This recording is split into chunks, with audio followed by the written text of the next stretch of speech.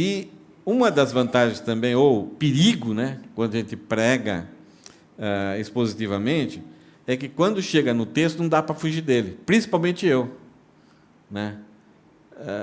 Quando a gente pega um texto para pregar para os outros, aí muitas vezes é gostoso, é como se a gente ficasse aqui com bazuca, com granada e jogando para o pessoal, né? Se viram aí, eu quero bater em vocês hoje. Mas eu não procuro fazer isso, tento não fazer isso, né? Mas algumas vezes são textos que vai direto para nós que pregamos, para mim, para o Júlio, qualquer outro pastor que vem aqui e nos ajuda nas mensagens. São textos que eu fico sofrendo a semana toda e falo, puxa, eu tenho que mexer, eu tenho que mudar essa atitude, eu tenho que melhorar isso. Então, antes de a gente pregar, a gente é trabalhado por Deus, é confrontado pela palavra, e a gente começa a lutar bem antes de vocês. E aí a gente, em vez de vir com, eu pelo menos, em vez de eu vir com tristeza, eu venho com alegria, porque eu percebi que, mesmo nas confrontações de Deus para nós, você percebe a graça de Deus, você percebe o carinho de Deus, a coisa legal de como Ele bate duro, Ele não ameniza, mas, ao mesmo tempo, Ele fornece a graça e um caminho correto para a solução, para nós seguirmos em frente e não simplesmente batermos na parede, cairmos e morrermos ali. É o Deus da esperança, mas Ele não esconde, Ele trata todos os problemas de forma certa. Nós, dando um pano de fundo, assim, mais ou menos um resuminho do que nós temos visto em Juízes, Juízes foi na época, então, que a nação de Israel saiu do Egito com Moisés, depois teve 7 anos de conquista da terra que era de Abraão antes, mas por causa da fome, a família de José foi para o Egito.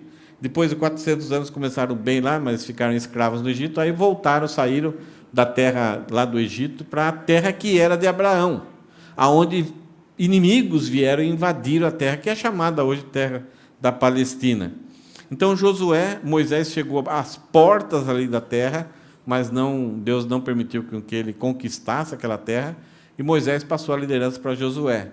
Josué, então, durante 7 anos, faz uma campanha militar cheia de estratégias e conquista o domínio, né, a posse da terra.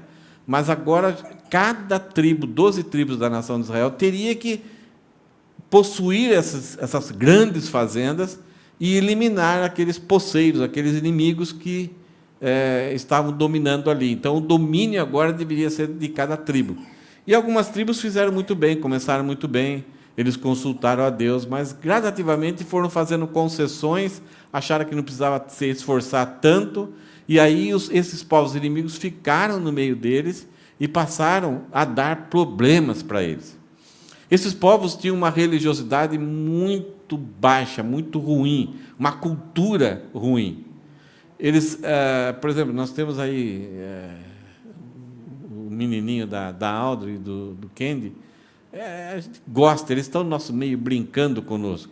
Mas naquela época, assim, por causa da sobrevivência, era mais agropecuária, isso é, criação de animais e a criação de frutas, saladas, né, verduras, a questão da comida em si. E eles acreditavam que tinha um Deus chamado Balaão, que tinha mulheres, que tinham irmãs, que era da guerra, e eles adoravam esses deuses.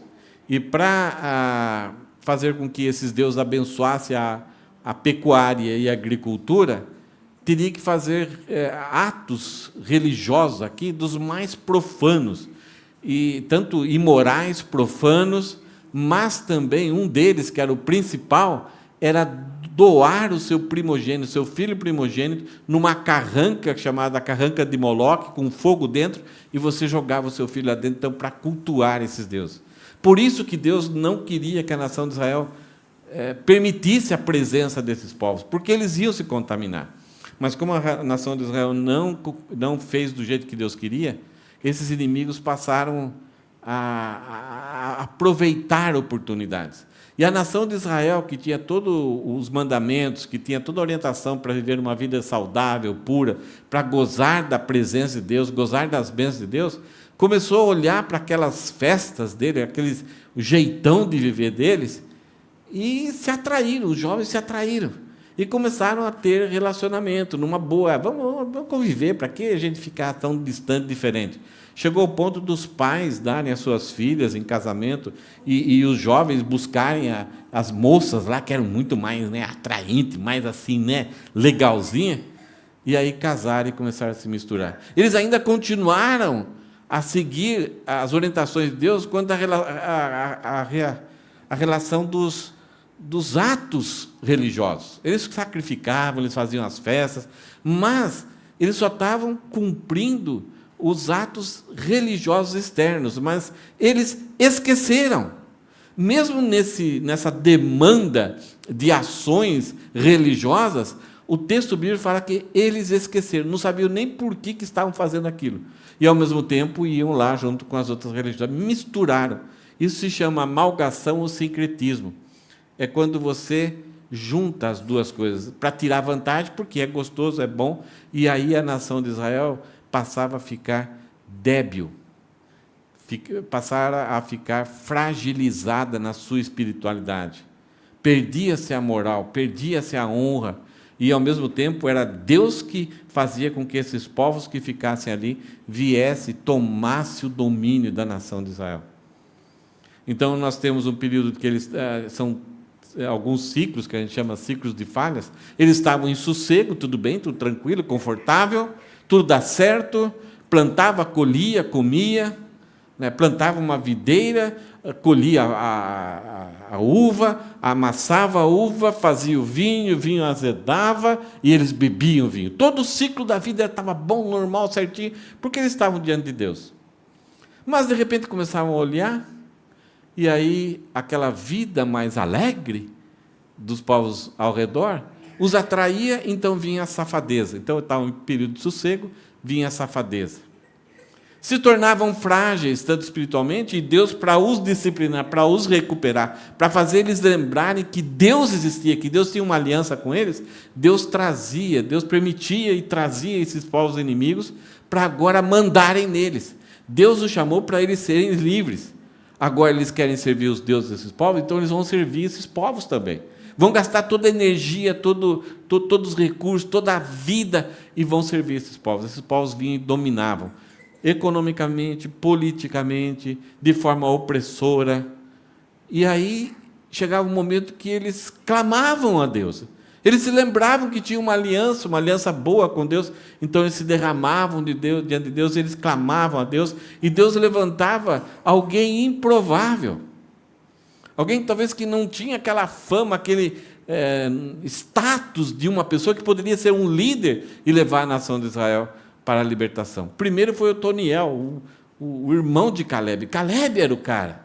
Depois foi Eude, um cara com problema na mão, nunca poderia manejar uma espada, ele era até canhoto, e era ferreiro. Ele faz um punhal lá e vai e mata o rei Eglon. Uma pessoa que você nem achava que poderia, se Deus perguntar, escolhe um aí, são pessoas que você nunca escolheria. Mas eles, com o coração entregue, disposto nas mãos de Deus, eles levavam ao povo que estava frágil, covardes, eles levavam o povo à libertação. E junto com Eude teve um cara que era boiadeiro, sangar, que tinha uma lança assim.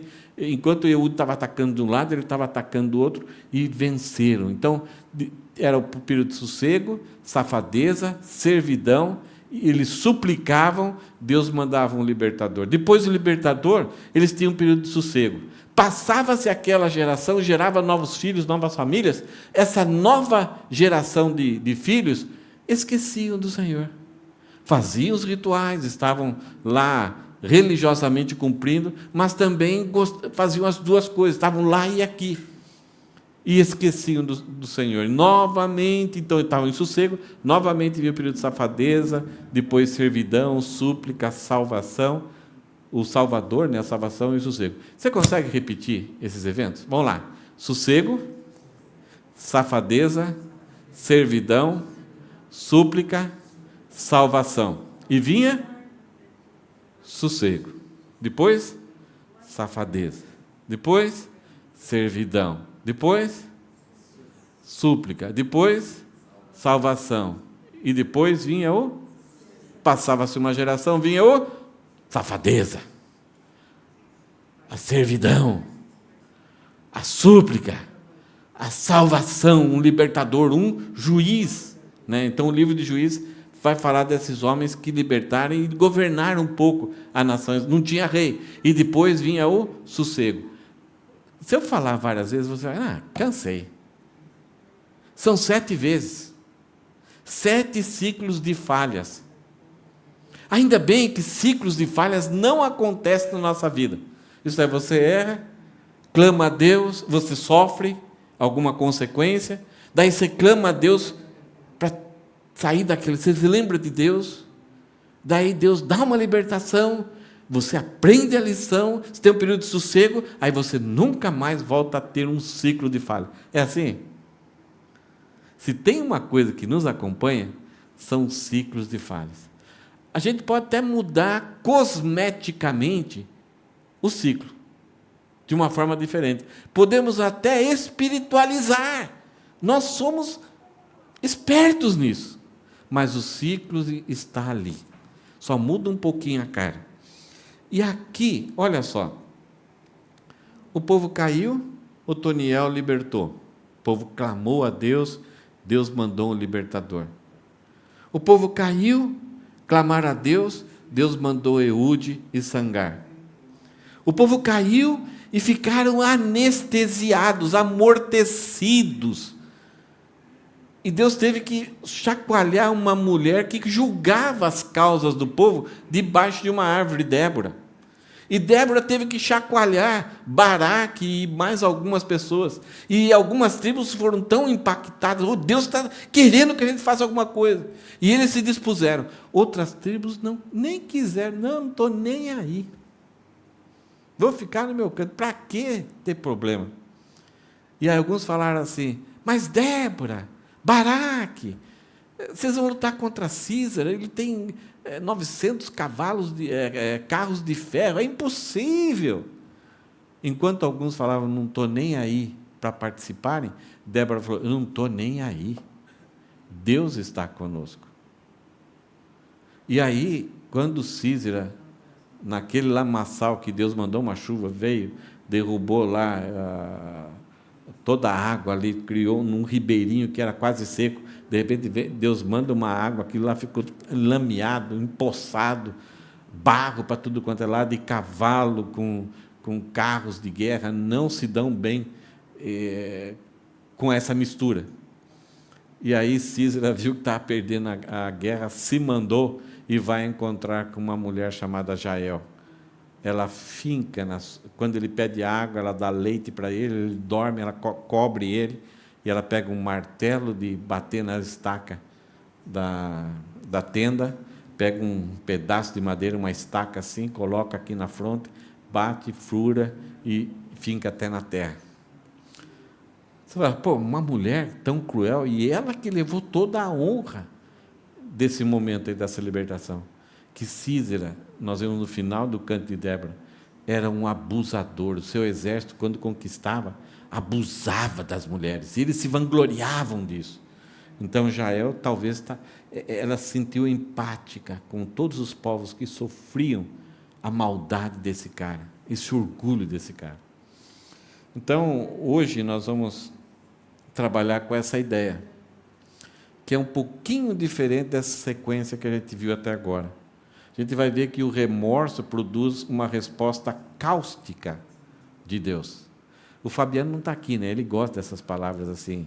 Mas o que seria uma coisa cáustica? Essa palavra vem da palavra soda.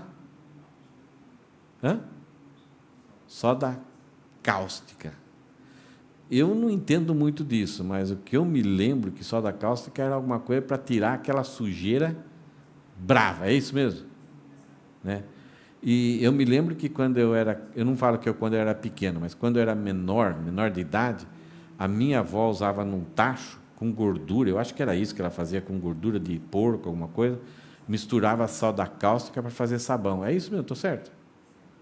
Então é um produto perigoso. Eu me lembro que era, fica longe, moleque. Eu era malandrinho, né? Queria, é perigoso, é perigoso. Então, a soda cáustica parece que é alguma coisa que machuca, que rói, que bate duro, né? É essa a ideia.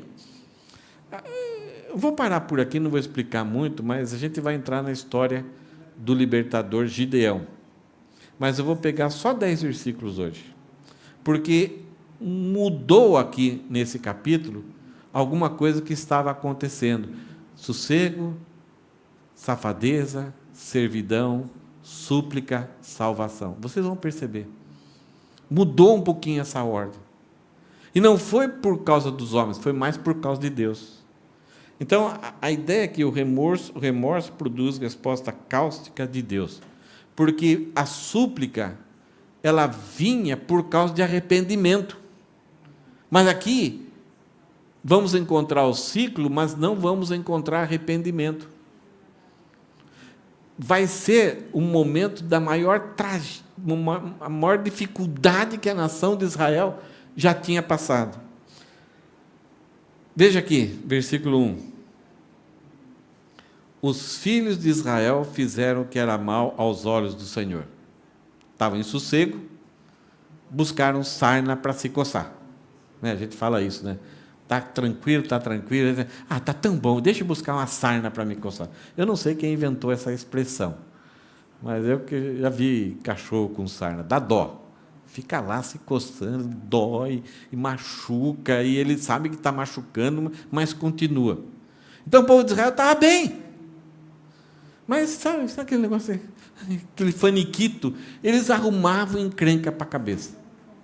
Então os filhos de Israel fizeram o que era mal aos olhos do Senhor. Novamente, como nós falamos, esse mal aqui, para eles era uma coisa boa, gostosa, prazerosa, integracionista, eles estavam se integrando com os povos, mas era mal, era algo claro que Deus tinha deixado, e Deus tinha dado as razões, e não somente alertou a respeito das consequências.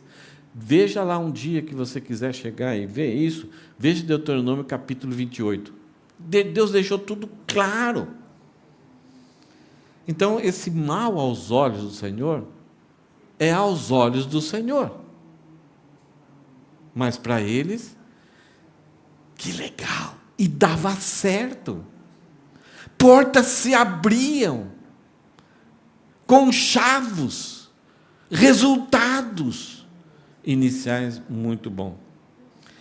Mas aí, porque era mal, Deus sempre é longânimo, Deus dá um tempo, Ele permite, Ele deixa para que a gente, muitas vezes, que bate, quebre a cara.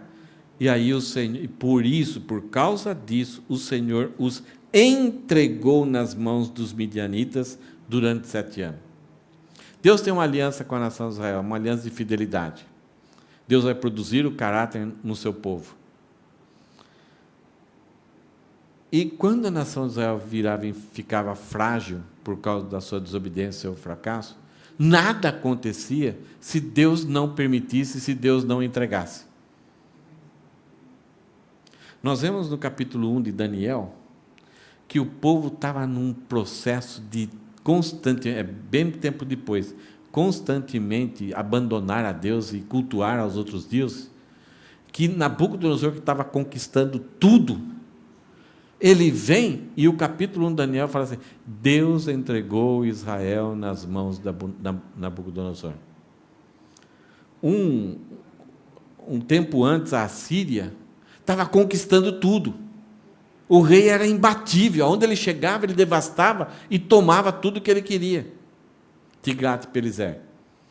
E aí o seu ajudante de ordens, o seu comissionado para fazer essas conquistas, Senaqueribe, chegou para a nação de Israel, e todo mundo falava, em Israel você vai se dar mal. Ele falou, quê? Eu vou mostrar. E ele foi e sitiou, fez um cerco em Israel, que ninguém entrava, ninguém saía. As mulheres chegaram ao ponto de comer a placenta dos seus filhos. Não tinha mais nada, pegavam um cinto aqui e faziam bacon. De tanta desgraça que aconteceu. E aí Senaqueribe zombava de Israel. Ah, está vendo? Quero ver Deus socorrer vocês. Aí, mas o problema chegou a esse ponto, não era tanto Israel. Israel merecia disciplina, mas é que Senaqueribe zombou de Deus. E no outro dia, 2 mendigos entram na cidade e o povo lá tremendo, apavorado. Eles falam, por que vocês estão apavorados? Senaqueribe está lá fora com um exército, lá, milhares de soldados. Vamos morrer. Ele falou, não, está tudo morto. Um anjo do Senhor veio essa noite e matou todos eles. Então, quando chegou ao ponto do inimigo zombar de Deus, aí Deus, opa, a coisa é comigo. Mas nenhum povo inimigo de Deus, o inimigo do povo de Deus, conseguia fazer alguma coisa contra o povo de Deus, se não fosse o próprio Deus usando como instrumento para disciplinar, para restaurar a nação de Israel. Então é isso que a gente vê no versículo 1. Por isso, por causa que eles fizeram maus aos olhos do Senhor, por isso o Senhor os entregou nas mãos dos midianitas durante 7 anos.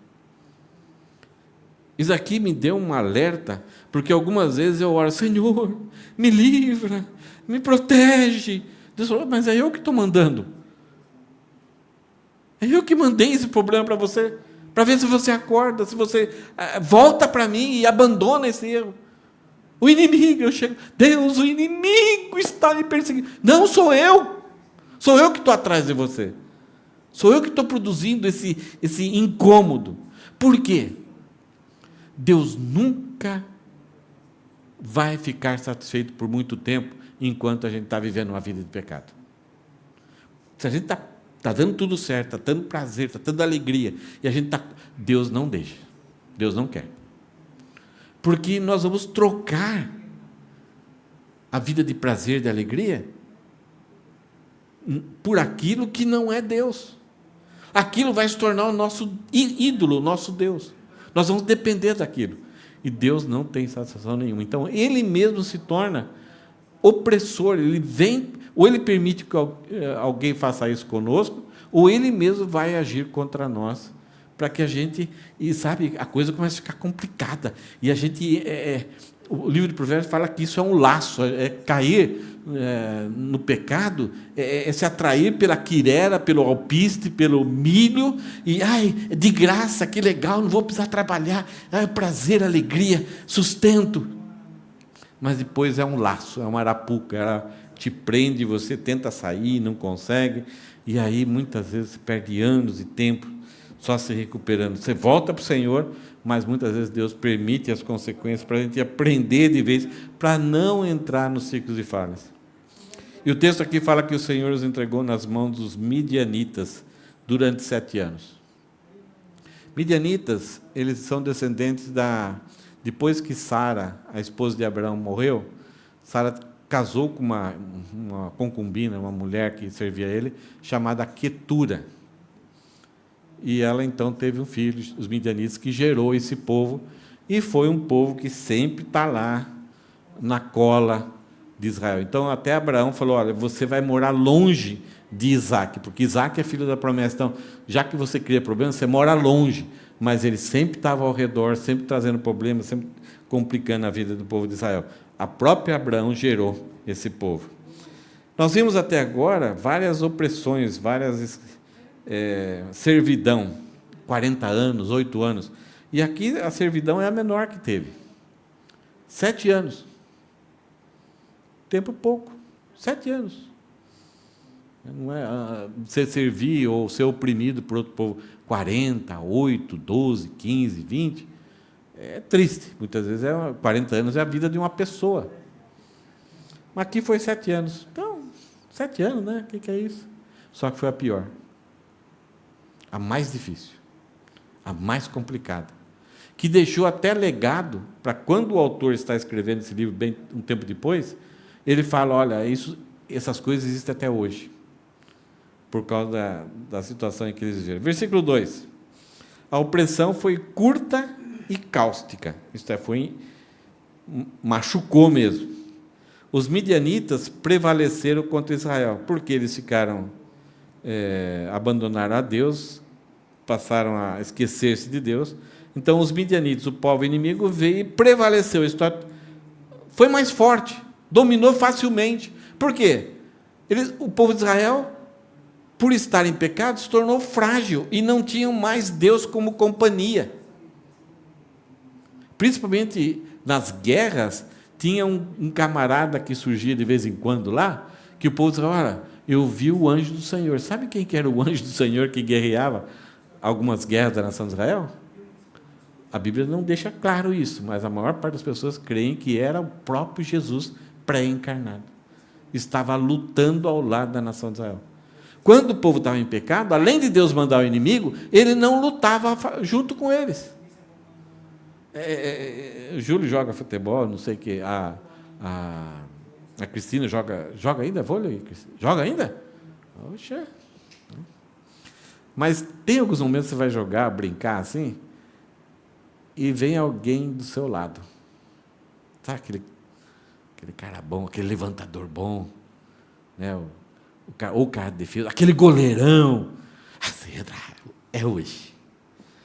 O duro é quando esses caras estão do outro lado. Né? Você fala, agora complicou.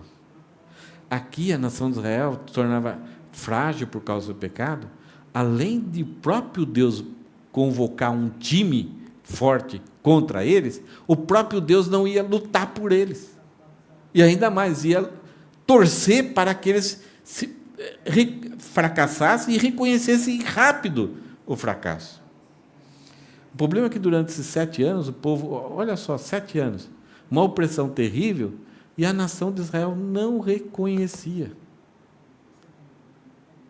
Como nós temos dificuldade para reconhecer? A gente fica se batendo e tenta resolver de um jeito, resolver do outro, pedir socorro aqui, mas a gente tem dificuldade de reconhecer aonde está o problema.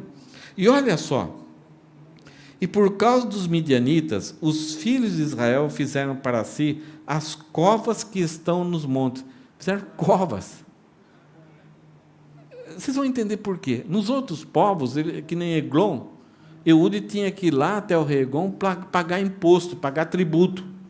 Então, a gente tem hora que no Japão, né, no Brasil, nós pagamos um tributo muito alto. Quando você vai fazer a declaração de renda, você fica meio com um mal de Parkinson, né? Ai, quanto que vai ser o imposto? Quanto vai ser o seguro-saúde, o Roquem, o Chacai Roquem? Ele fica meio nervoso, assim. E algumas vezes você fica, puxa, mas eu não recebo o benefício tão no mesmo nível. Então, é uma certa opressão. No Brasil, tudo está pagando imposto, agora estão querendo aumentar os impostos, voltar imposto sindical. Mas até aí, tudo bem. No caso de Débora, o povo estava pegando um outro caminho, que as estradas principais já não podia passar, era perigosa. Mas o povo está achando outro caminho. Aqui não era questão política, não era questão militar, é uma outra questão, é devastação. Os midianitas, eles não estavam preocupados em ser rei, dominar politicamente esses povos. Eles tinham uma estratégia como de gafanhotos. Vem e arrasa. Então, olha só, e por causa dos midianitas, os filhos de Israel fizeram para si as covas que estão nos montes, para se esconder, para estar longe, para não ser pegos, as cavernas e as fortificações. Olha só o texto aqui. E por causa dos midianitas, os filhos de Israel fizeram para si as covas que estão. O que quer dizer isso?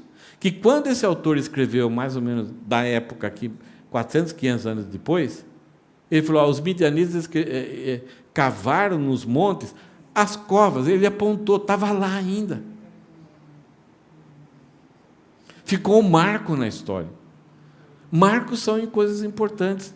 Ajudam os outros, depois de um tempo, a perceber, puxa, eles tiveram que morar naquela situação. Por que eles tiveram que morar lá? Porque eles abandonaram a Deus.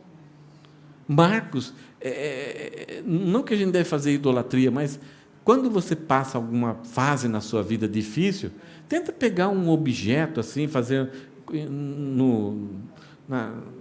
naquele armário da televisão, qualquer lugar que você quiser, assim, tenta colocar um objeto para lá, não para você adorar, mas para você se lembrar, eu enfrentei aquilo, Deus esteve comigo. Não sei se está acontecendo isso com vocês, mas, pelo menos na minha idade, depois do Covid, depois da vacina, a minha memória está terrível. E uma das questões sérias é que a gente esquece como Deus atua na nossa vida. Então, criar esses marcos, ou colocar marcos na sua casa para lembrar, puxa, nós passamos por isso, né? Aconteceu isso, eu tive uma tristeza, perdi isso, pensei que a minha vida tinha acabado, olha só, Deus me restaurou, Deus nos deu vitória. Então, esses marcos aqui para a nação de Israel foram as covas, a situação que eles viveram em covas, nos montes que eram mais inacessíveis, as cavernas e as fortificações, monte de pedra, assim, para serem um pouquinho protegidos. Então, essa opressão, apesar de 7 anos, foi a pior que eles enfrentaram. E a devastação cáustica, como que é que os midianitas faziam com eles? Porque cada vez que os israelitas semeavam, os midianitas, os amalequitas e os povos do Oriente os atacavam. Você plantava, vinha o pessoal. Acampavam em Israel, destruindo os produtos da terra até a vizinhança de Gaza, do Oriente até o Ocidente, à beira do mar.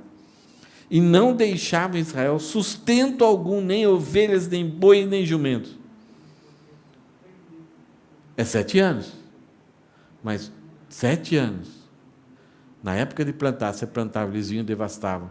Nascia uma ovelhinha, eles vinham e pegavam. Não havia boi, nem jumento, instrumento de trabalho.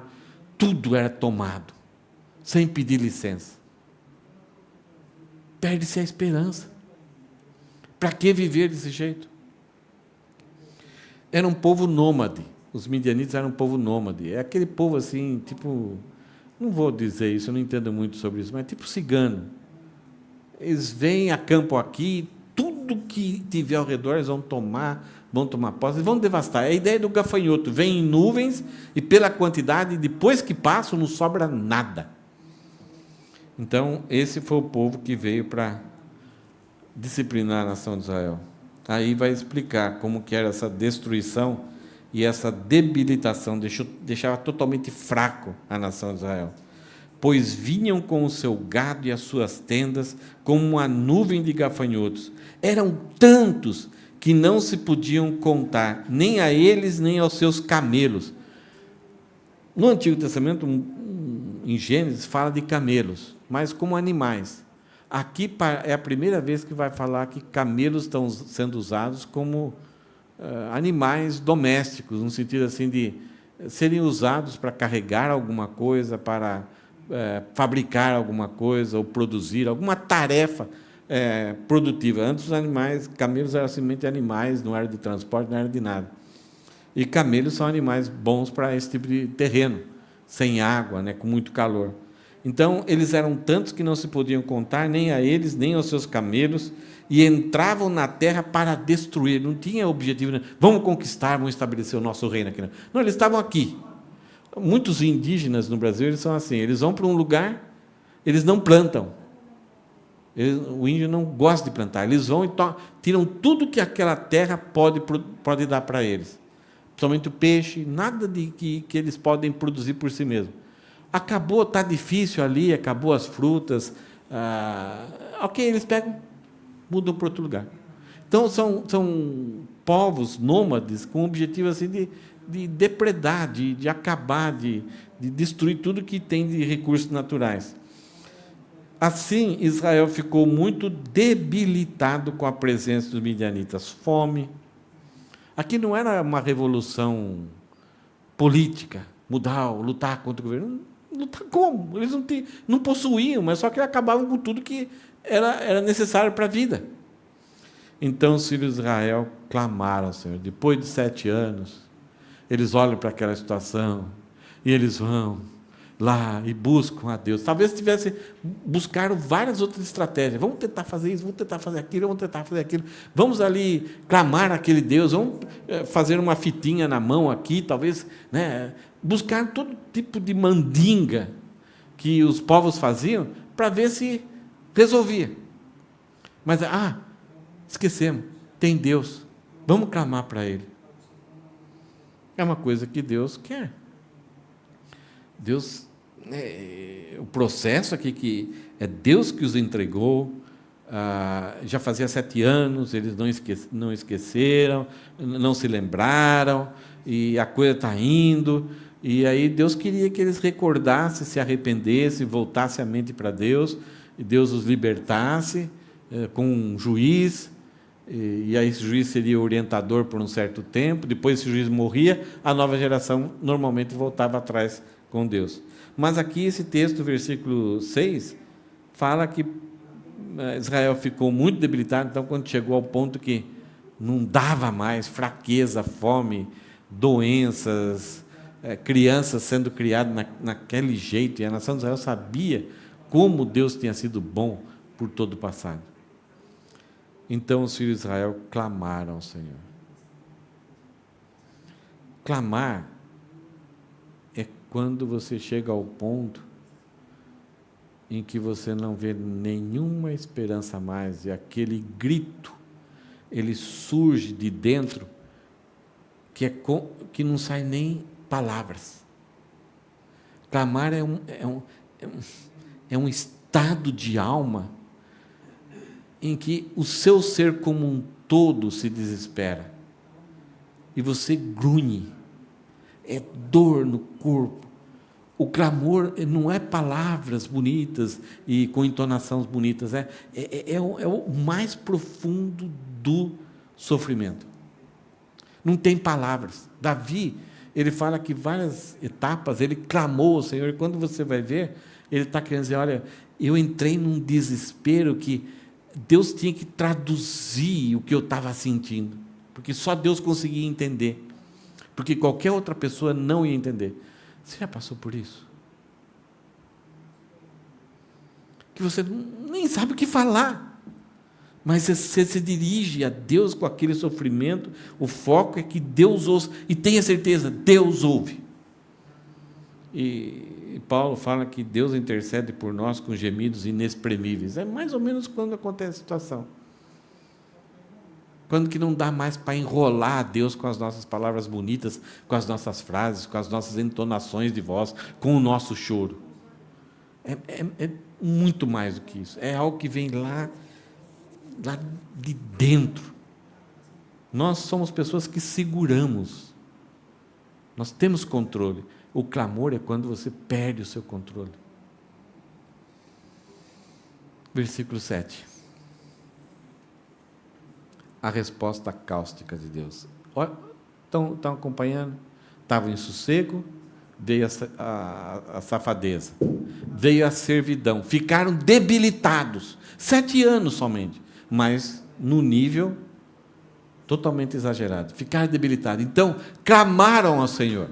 Normalmente, com Otoniel, com Eude, Débora, Deus levantava e enviava, pegava alguém que era totalmente improvável, levantava essa pessoa, dava capacidade, inspirava, iluminava, fortalecia, dava coragem para essa pessoa, e essa pessoa, juntamente com Deus, tinha uma estratégia, e de repente essa pessoa estava ali lutando juntamente com Deus ao lado dele, e ele se tornava um vencedor, levava a nação de Israel a vencer, e muita gente ficava ali, e ele se tornava uma pessoa conhecida, mas a glória era de Deus. No caso lá de Débora, muita gente envolvida, várias tribos envolvidas, mas quem recebeu toda a honra foi a Jael, a mulher que matou Císara.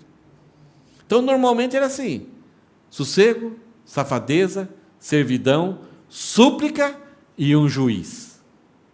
O povo aqui estava em sossego, praticaram a safadeza, se tornaram servos, servidão, suplicaram, mas não veio o Salvador. Sabe o que veio? Uma resposta cáustica da parte de Deus. Veja o versículo 7. Quando os filhos de Israel clamaram ao Senhor por causa dos midianitas, o Senhor lhes enviou o quê? Um profeta. De que adianta um profeta nessa hora? Eles não precisavam de um profeta. Eles precisavam de alguém que fosse militar, que fosse um líder, que fosse um cara poderoso, que tomasse a frente e desse coragem, montasse uma estratégia de como evitar essas invasões, essas devastações que eles estavam sofrendo. Para que vai vir um profeta? Nós pensamos que profeta bíblico é aquele que adivinha o futuro. O profeta bíblico, o que ele menos tem é falar a respeito do futuro. O profeta, em primeiro lugar, ele vai olhar para o passado. Ele vai olhar para o povo e olhar para Deus. O que os dois têm em comum? O que aconteceu entre os dois? E o que o profeta vai ver, o profeta bíblico, ele vai ver que o povo é um povo pecador, é um povo igual ao outro, no caso da nação de Israel, mas Deus resolveu fazer uma aliança com os descendentes de Abraão, Isaac e Jacó, e aí ter o seu povo. Deus soberanamente escolheu a nação de Israel, fez uma aliança. No caso, aliança com Abraão, uma aliança incondicional, e a aliança mosaica, uma aliança condicional. Se vocês andarem bem, eu vou te abençoar. Se vocês pisarem na bola, vocês vão colocar o pé na estrada. O profeta, então, quando ele ia pregar, quando ele ia dar um sermão, ele olhava para o passado. O que Deus fez com a nação de Israel? Ele tem uma aliança. Quem que Deus é? Ele é fiel. O que o povo é? É um povo escolhido pela soberania de Deus, mas é um povo fraco por causa do pecado. Mas Deus quer fortalecer, Deus quer que essa nação seja uma nação invejável para os outros povos. E aí o profeta olha o passado e ele olha o presente. E quando ele olha o presente do povo, ele vai falar que Deus não mudou nada, porque Deus é fiel, Deus é imutável. Mas o povo está em rebeldia, esqueceram de Deus, está contra a aliança de Deus. Então, atualmente é pecado, o povo desviou-se do alvo que Deus tinha para ele. Por causa do presente, então, Deus orienta o profeta, por causa da aliança também, a anunciar o que iria acontecer. Se eles se arrependessem e voltassem para Deus, Deus os curaria e os libertaria. Ou eles teriam que enfrentar um processo curativo, uma certa disciplina. Então o profeta preparava eles para a disciplina, ou libertava eles. Mas ao mesmo tempo o profeta lembrava o povo: olha, vai vir o processo de disciplina, vai ser difícil, ou muitas vezes libertação, mas quando vinha o processo de disciplina, o profeta lembrava: Deus não odeia vocês, o processo de disciplina ele é purificador. E porque Deus fez uma aliança com Abraão, vocês nunca vão ser abandonados por Deus, Ele vai os restaurar. Primeiro, Ele vai trazer o Messias, Ele vai trazer vocês de volta para Israel, Ele vai trazer o Messias, o Redentor, e Ele vai estabelecer o seu reino sobre a terra, com o reino do Messias. Então, o profeta servia para isso.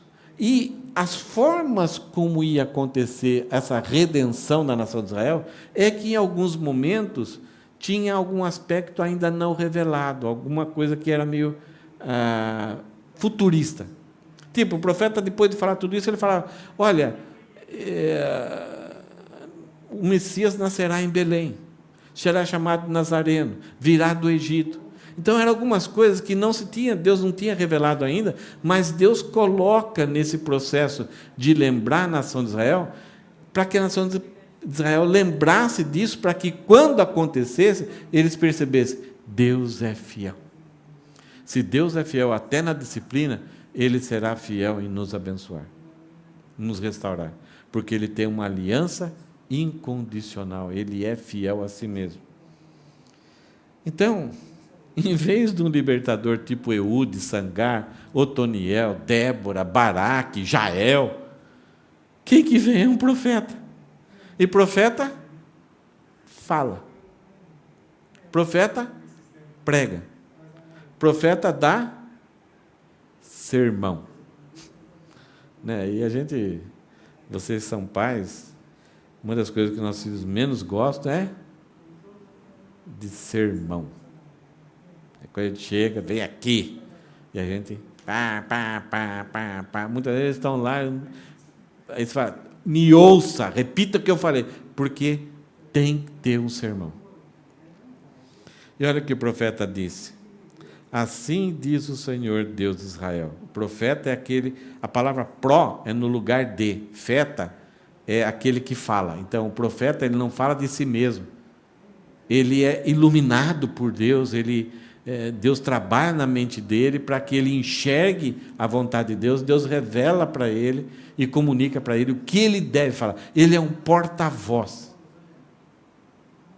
Ele não é uma pessoa especial, é igual a nós. Elias era igual a nós, teve seus fracassos, mas ele recebe o chamado de Deus, ele é levantado por Deus, iluminado por Deus, não fala de si próprio, e ele é responsável por aquilo que fala. O falso profeta é aquele que fala de si mesmo, é aquele que fala para agradar e para ganhar benefícios com aquilo que ele está falando. O profeta verdadeiro, na maior parte dos profetas bíblicos, eles pagaram caro. Isaías foi cerrado ao meio. Eles eram zombados, não tinham nenhuma popularidade. O próprio Jesus fala que, inclusive na própria terra, o profeta não tem honra. Jesus era de região de Nazaré, ele fala, o pessoal expulsou ele lá e falou, é como falam os profetas, nenhum profeta tem honra na sua própria terra. Então o profeta veio e lhes disse, assim diz o Senhor Deus de Israel, eu tirei vocês do Egito. O que quer dizer isso? Eu amei vocês. Vocês estavam na pindaíba, estavam na miséria, eram escravos, não tinham esperança, não tinha futuro, morriam cedo. Eu fui lá e tirei vocês do Egito. E essa frase, eu tirei do Egito, tem todo um panorama histórico de Deus ter derrotado os deuses egípcios e ter, sabe, trazido um marco na história da nação de Israel, que até hoje eles se lembram do poder de Deus. Então, quando Deus fala, eu tirei vocês da casa do Egito, da casa da servidão, vocês estavam escravos lá, vocês não mereciam, mas eu fui lá e tirei vocês. Eu os livrei das mãos dos egípcios. Eles até perseguiram, mas morreram ali no Mar Vermelho. E das mãos de todos os opressores, durante os 400 anos no deserto ali, os 40 anos no deserto, e depois Deus sempre, os opressores tentavam destruir a nação de Israel, Deus, o anjo do Senhor estava com eles e os livrava. Eu os livrei da mão dos egípcios e das mãos de todos os opressores. Eu os expulsei e dei a vocês a terra deles. Então, quando Josué veio, Deus expulsou esses povos e deu aquela terra que era de Abraão, que Deus tinha dado para Abraão, deu para eles. Mas eles, a nação de Israel, na hora de cumprir a sua tarefa, não fizeram bem. Então, em outras palavras, o que o profeta está falando, está dizendo o seguinte, que Deus falou para ele, eu os amei, e vocês se esqueceram de mim. Não sei se você já passou por isso, mas de você ter dado a sua vida, ter entregado tudo aquilo que, sabe, você tinha várias oportunidades, várias coisas para fazer, mas de repente você concentra só numa pessoa, dá a sua vida para essa pessoa, ama essa pessoa, e a pessoa te esquece. É gostoso isso, né? Pode ser no trabalho, pode ser para um filho, pode ser para um namorado, pode ser para um esposo, para um parente. Você tinha tanta coisa, projetos de vida bons, você se empenhou, se dedicou, sabe, pagou um preço caro, e a pessoa se esquecer. Aqui não é somente esquecer quem é você, mas esquecer aqui é não estar nem aí. Chega uma hora que a pessoa vai seguir a sua vida, a vida dela, e nem vem agradecer. E alguns casos, que a gente já tem história disso, acabam ainda difamando você. E quando você vai falar, puxa, né, estou chateado com você, né, me empenhei, queria o seu bem, queria talvez ter um futuro com você. Ela falou, eu não te pedi. Já aconteceu com você? Eu já viu isso? Essa é a realidade da história humana. Só que é trágico. Mas aqui, Deus cita, eu tirei vocês do Egito. Eu os livrei das mãos dos egípcios e das mãos de todos os opressores durante os 40 anos do deserto. Eu expulsei esses opressores que estavam morando aqui e dei a vocês a terra deles. Eu os amei e vocês se esqueceram de mim. A continuação do profeta vai confrontar ainda mais a nação de Israel. E disse, eu sou o Senhor, o Deus de vocês. Não adorem os deuses dos amorreus, em cuja terra vocês estão morando. Isso que eles fizeram, eles esqueceram para se dedicar todo o coração, o corpo, a alma, a terem um relacionamento íntimo com esses deuses que eram bolha de sabão. Não eram nada. E aí o profeta fala como se Deus estivesse falando: mas vocês não deram ouvidos à minha voz. Mais uma tristeza. Isso significa que eu os amei e vocês ignoraram a mim. Se esquecer da gente já é triste, mas ignorar.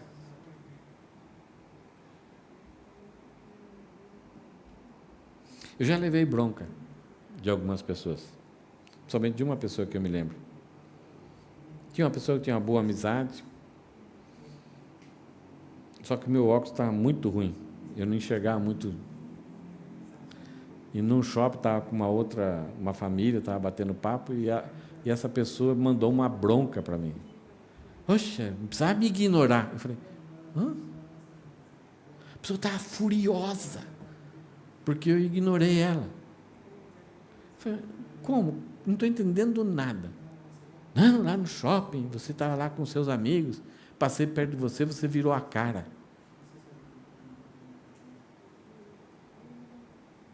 Eu falei, quando, onde? Eu fiquei arrasado também. Puxa, é muito ofensivo quando você ignora alguém. Eu entendi o que ela deve ter sentido. Ela e o marido dela. E o filho tinha uma certa amizade também com o menininho.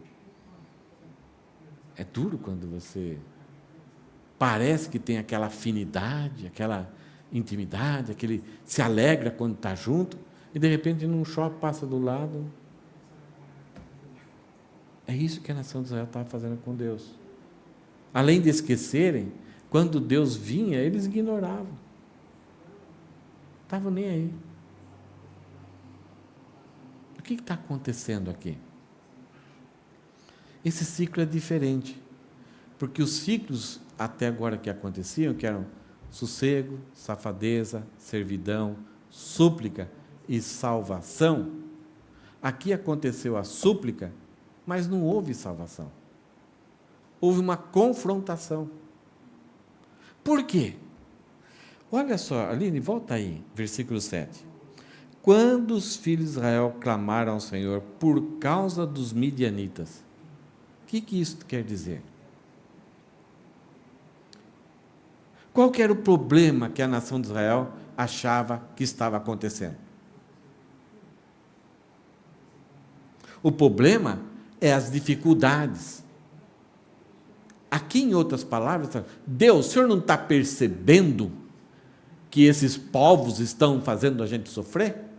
Aonde o Senhor foi? Tirou férias? O Senhor prometeu que ia sempre nos proteger? E olha só o que nós estamos fazendo. Estamos fazendo buraco nos montes para viver lá. Não é isso que nós queremos do Senhor. É justamente isso que o povo está fazendo aqui. Eles estão com remorso da situação adversa. Eles querem que Deus venha prontamente e rapidamente resolver esse problema. Eles não estão assim chorando, clamando de um coração. Eles estão clamando, mas é por causa dos midianitas. Os midianitas não deveriam estar fazendo o que estão fazendo, porque eles têm um Deus verdadeiro. Tem? Essas palavras de Deus. Vocês se esqueceram de mim. Vocês foram indiferentes comigo. Isso daqui, então, que a Bíblia muitas vezes trabalha com arrependimento e remorso. Estou falando muito, mas vamos lá em frente, para a gente resumir rapidamente isso aí, eu acho que você vai entender muito bem. Tem um autor chamado Timothy Keller, ele faz comentários sobre o livro de Juízes, e ele fala que remorso, ele precisa ser confrontado. O remorso produz clamor, produz, boa parte das vezes, choro, pavor, medo. Mas esses sentimentos, eles estão muito ligados ao ego. Isto é, eu não quero sofrer o que pode acontecer comigo. Então a pessoa quer uma ajuda de Deus, quer um socorro de Deus, para não enfrentar essas dificuldades. Ela não quer mudar o seu coração, ela não quer se arrepender, ela não confessa o seu pecado. E na boa parte das vezes, se acontece, e vem o livramento, vem o escape, escapei dessa. Olha só o que Timothy Keller fala. Remorso é tristeza pelas consequências de um pecado, mas não pelo pecado em si. Se não houver consequências, não haverá tristeza. Então a pessoa peca, não houve nada, ninguém ficou sabendo, ou talvez até as pessoas aplaudiram, falaram uma coisa, e ninguém ficou chateado, não houve, ok, limpo a boca e vamos para outra. Agora, se eu sou pego, tem algum problema, tem alguma tragédia, tem alguma consequência, então eu estou triste por causa desse problema. Ele continua, não existe tristeza pelo pecado em si, por ele afligir o coração de Deus e profanar o nosso relacionamento com Deus.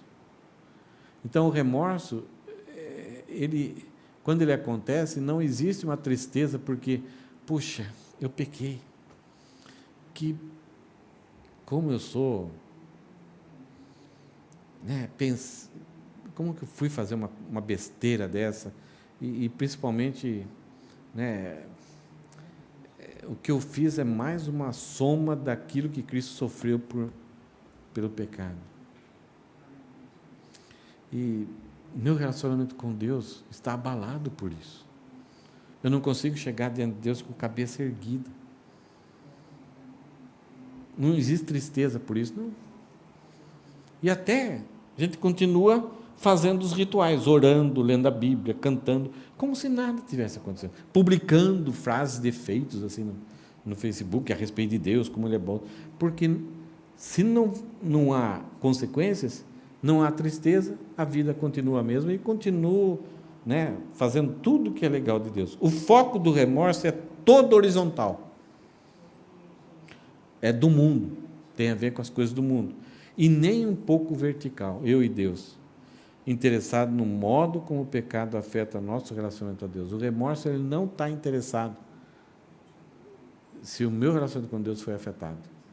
E, consequentemente, se o meu relacionamento com Deus é afetado, automaticamente o meu relacionamento com as pessoas que estão ligadas a Deus vão ser afetados. Então, automaticamente, eu serei um hipócrita para as pessoas que estão ligadas com Deus, porque eu vou estar gerando uma ideia de que eu estou bem, que eu estou assim com Deus, eu e Deus, então, a gente tem uma afinidade aí muito legal. Remorso é isso, tem a ver com o nosso ego. Arrependimento verdadeiro. Olha o que Paulo escreve em 2 Coríntios 7, versículo 10 a 11. Porque a tristeza segundo Deus produz arrependimento para a salvação. O arrependimento, que é a tristeza segundo Deus, aquela que a gente fica triste porque o nosso relacionamento é mais um pecado que que gerou a morte de Cristo, que isso é por causa dele que Deus colocou Jesus para ser sacrificado. Então, porque a tristeza, segundo Deus, produz arrependimento para a salvação. Isso é mudança. Ela muda aquele ciclo de falha. Ela interrompe uma queda que vai terminar mal. Esse é arrependimento. Que a ninguém traz pesar, olha só.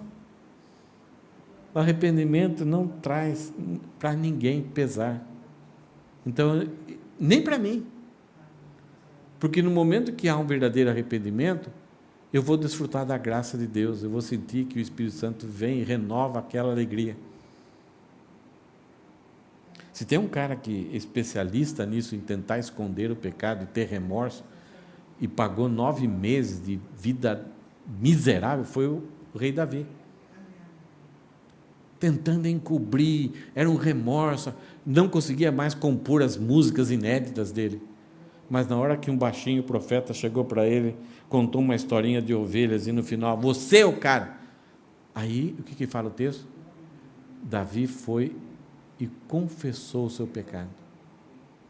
E ele, primeira coisa, ele compôs uma música. Ele fala, enquanto eu não confessei meus pecados, meus ossos se tornou como um deserto, doía tudo. Porque era remorso. Ele sentia o peso do pecado, mas um peso para a morte.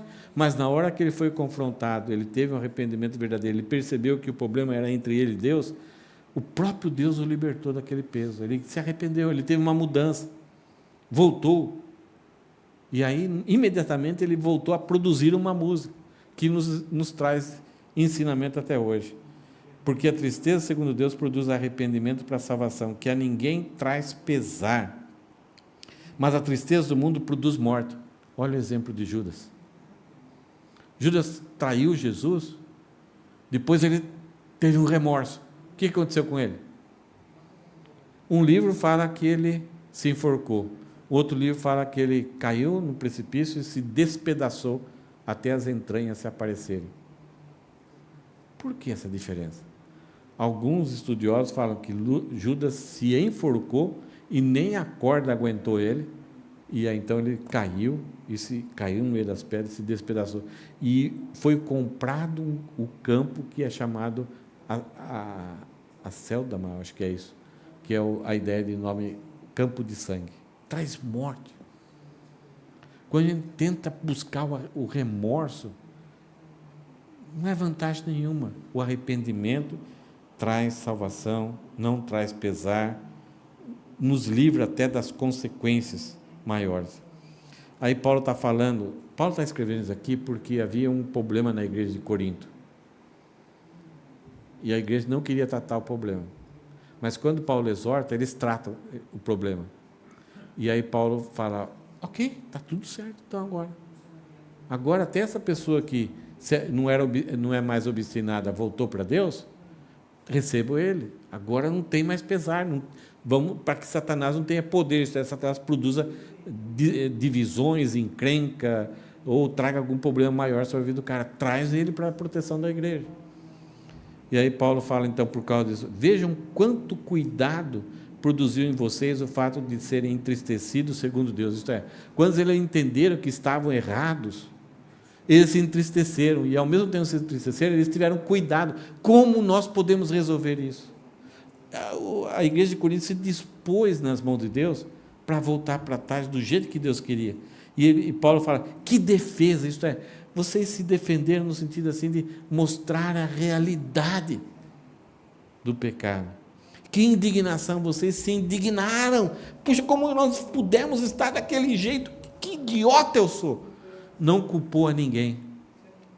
Cada um reconheceu o seu problema. Que temor isso é. Deus, nós estávamos fazendo isso com Deus. Que saudade.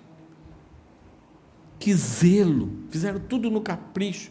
Que desejo de punir o culpado. Eles estavam até assim, querendo até exageradamente trazer as consequências para quem realmente estava fazendo o problema.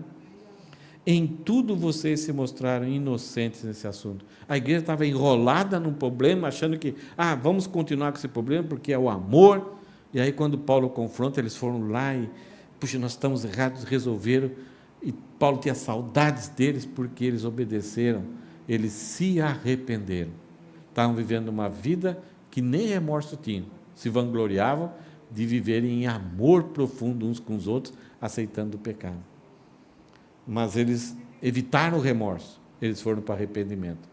E aí Paulo se alegra com eles. E Paulo fala, em tudo vocês se mostraram inocentes nesse assunto. E agora até o rapaz, que era a razão do problema naquela igreja, Paulo fala, ele também se arrependeu agora.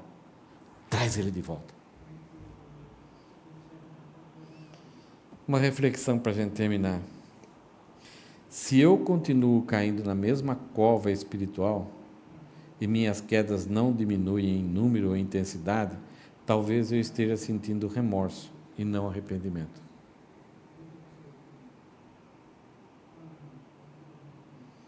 É um ciclo, né? Estou fazendo besteira, dá uma parada, mas daqui a pouco a gente faz, né, jardim de infância, naquele tipo de pecado, depois faz o ginasial, depois o colegial, depois, né, a faculdade, depois pós-graduação. Quer dizer, que tem alguma coisa. Então, não houve, nessas etapas que houve aí, não houve arrependimento. O arrependimento, ele produz uma mudança e em alguns casos, vai sendo gradativo a diminuição, outras vezes para de uma vez. Mas se não há, ou até há um aperfeiçoamento, aí é perigoso. Aí isso não tem arrependimento, não. Aí é remorso. Resumindo, então, talvez eu simplesmente lamento as tribulações causadas pelo pecado, mas não disponho a identificar e rejeitar o ídolo sobre o pecado que continua a me seduzir. Em outras palavras, o pecado ele sempre vai trazer para nós um ídolo. E ídolo é algo precioso que a gente não quer abandonar. A gente passa a ser esperto em como praticar de um jeito que a gente não seja mais pego ou tenha consequência. Em outras palavras, o remorso ele é perigoso porque Deus está contra nós. É loucura.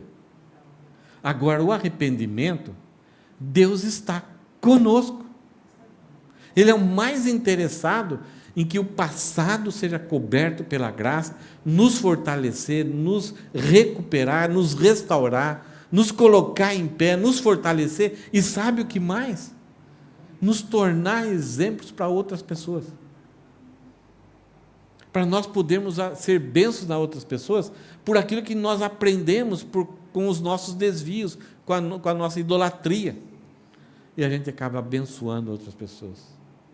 Quando a gente começa a olhar assim, fala, cara, seu caminho não vai dar certo, não, eu já passei por isso. Cai fora, volte para Deus.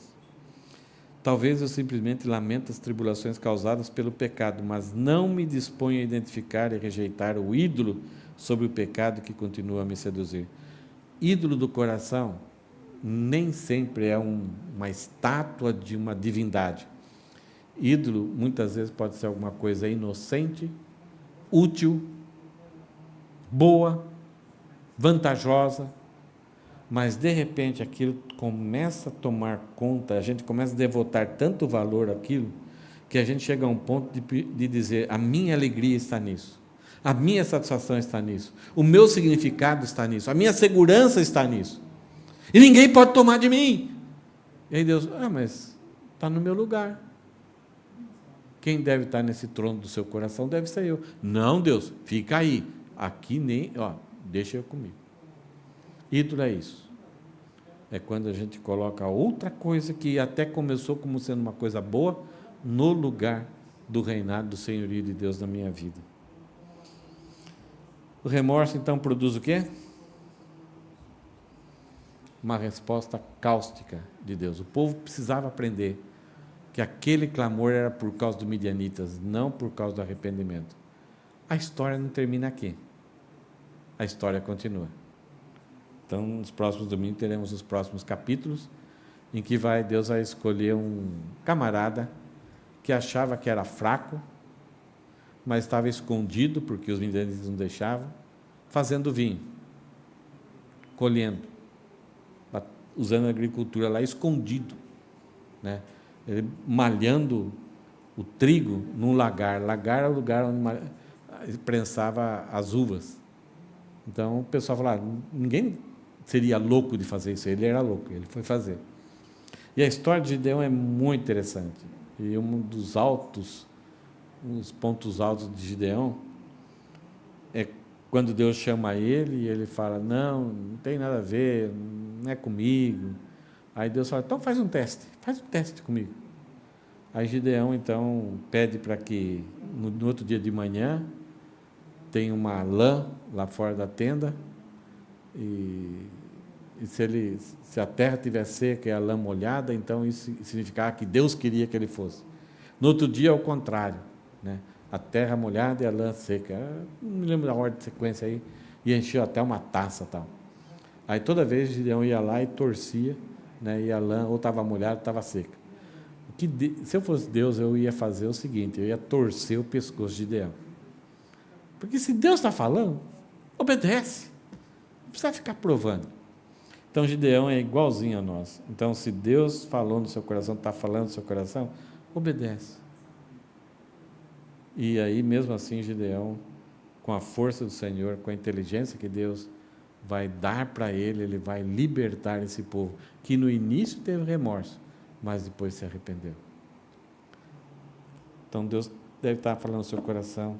Espero que Ele fale.